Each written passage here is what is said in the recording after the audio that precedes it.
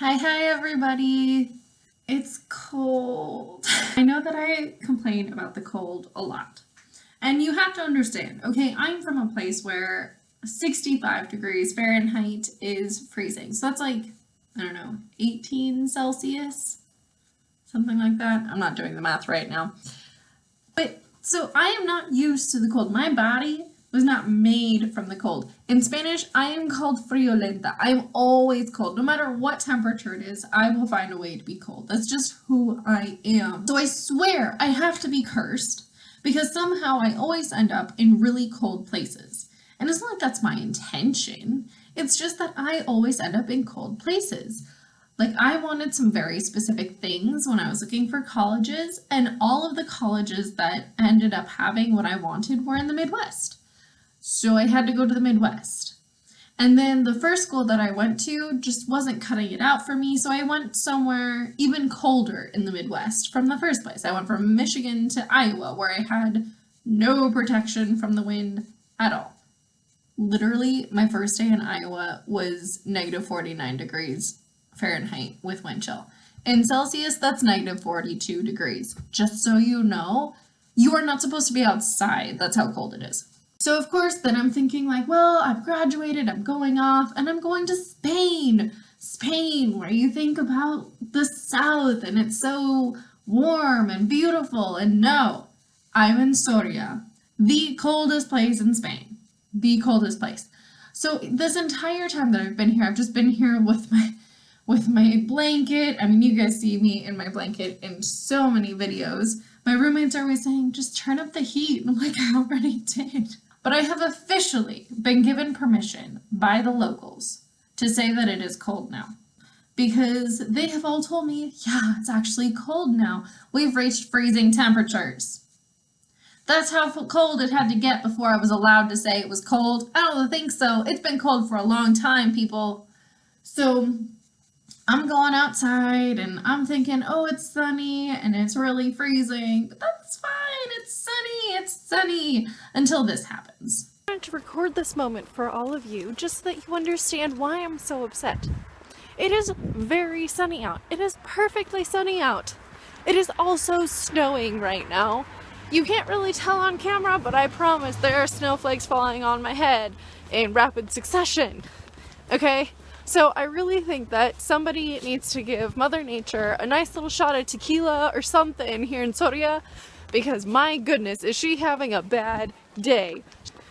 That has been your daily weather report. Tune in next time for when I'm probably dead because I froze. And then this morning I wake up and this happens. There you go. There's all of the snow. What a thing to wake up to this morning. Which means that I am officially surrounded by white stuff that I was not mentally prepared for yet. And then everybody today was like, oh my god, it's snowing. And I'm like, oh my god, it's snowing. No, this is horrible. Save me from this white hell. What is this? No, I don't want the snow. But the biggest problem for me is that when it gets cold like this, I feel so sick. Like my body, literally, when I say that my body is not made for the cold, I mean it's because it's not made for the cold.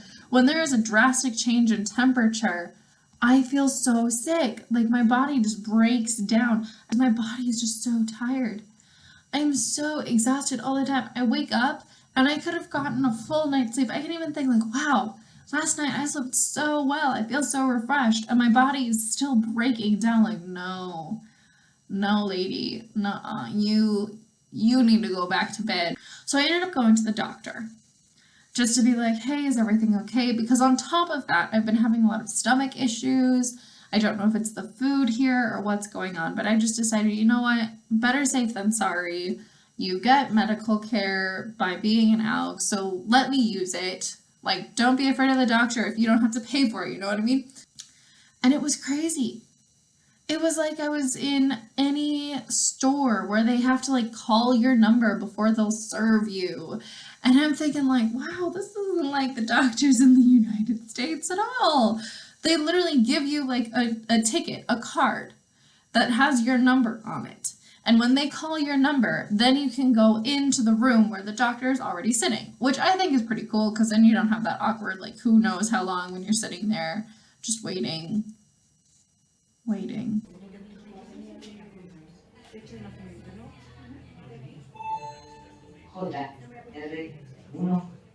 So there's none of that because the doctor is staying in the room and you just go in and it's like rapid succession, okay? Seriously, this is the first time I've ever actually seen how the doctor really only spends maybe 3 or 4 minutes with each patient, which is the same in the US, but here you actually know because you see them go in and then you're like, oh, well, my number's next, so give me like 2 minutes and I'll be in there too. I went in and I talked to the doctor. She was very friendly. Very friendly. She was just asking me, you know, the same as any doctor anywhere, what's going on, where does it hurt, does this hurt, does this feel good, does this feel bad, tell me your pain level, so on.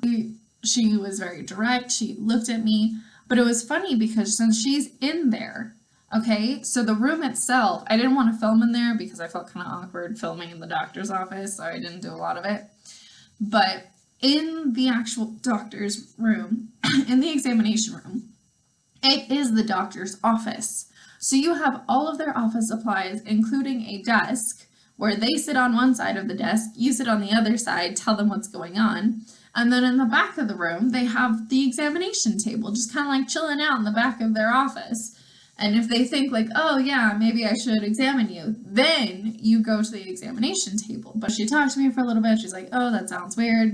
Go lie down on the examination table. So I did. She checked it up on me. And then she just casually was like, oh, well, you know, I want to take a closer look at your stomach. So I'm going to give you an echograph. And I was like, what? Lady, I am pregnant. Why are you giving me an echograph? And she's like, oh, don't worry about it. And she literally wrote me a prescription, like a paper prescription. Got it right here. Spain, doctor handwriting doesn't make any sense. Nobody can read it. But she just wrote me up a little prescription, said, take this out to the lady out front who gave you your call number, and she's going to set you up an appointment for an echograph. Okay, bye. I was like, okay, bye. So I went out and gave the lady at the front desk my paper, and she literally looked down and she said, okay, so this is the appointment for your echograph. I was like, what? You didn't even ask when I'm free? No, this is the time, this is the date for your echograph. And I'm like, okay, well, thank God I don't work at that time. Whew, sounds good, lady. Now I'm just waiting.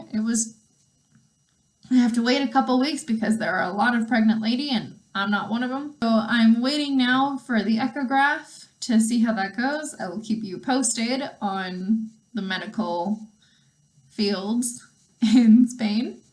But overall, it was a great experience. I didn't have to wait very long. I was probably in and out of the doctor's office in less than 15 minutes, and that included the wait time. So like I walked into the office, said, hey, can I see the doctor? And they're like, oh yeah, here you go.